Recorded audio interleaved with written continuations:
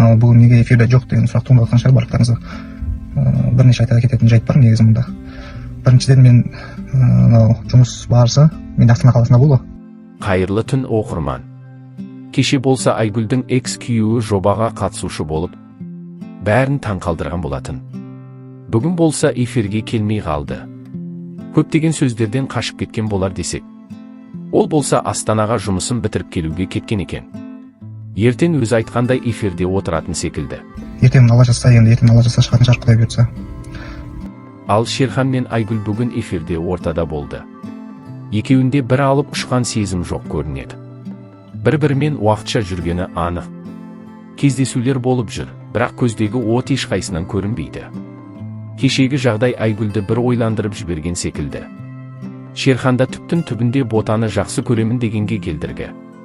Бір үлкен махаббаты болғанын айтты. Оңай жібере қоймас Шерхан, қалай ойлайсыздар? Эфирдан шыққан соң Шерхан мен Айгүлде кездесу болмағандай.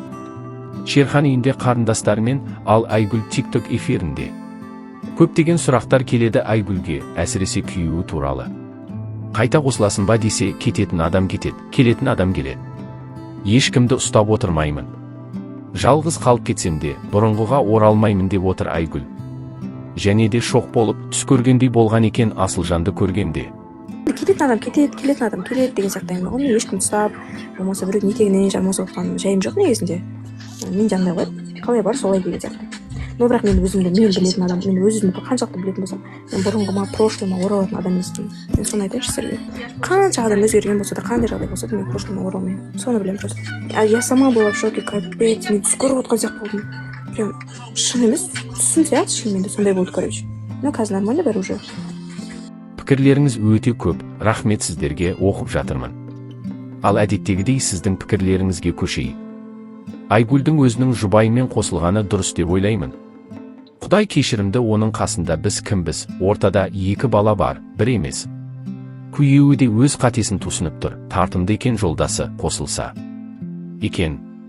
Ал Шерхан өз бақытын тапсын. Мінез келіспесе бала үшін деп бір-біріне көз жұмып жүре берсе арадағы махаббатта суиды. Бір-бірін көргісі келмейтін жағдайға жетеді. Баласын көріп тұрса, келіп тұрса болғаны деп олаймын. Айгүлді асықтырма, ол күйеуін жақсы көретіні білініп қалды кеше. Күйеуі келгенде жылап жіберді ғой. Сағынған ғой, уақыт өте келе кешіреді Айгүл. Сен, Шерхан, былтыр Заринаны обалына қалып едің. Енді биыл Айгүлдің обалына қалайын деп тұрсын. Сен өзің асығы шешім қабылдап, айналанды жылатып жүресің. Қайдан басқаны бақытты қыласын, ылғи мұңда айтатын өлеңдерін.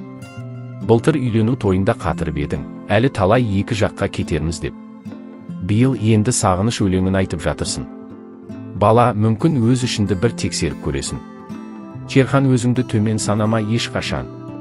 Іс-қимылдарыңнан сенімсіздікті байқадым. Я қателестің, бірақ өмір жалғасады, өмір керемет.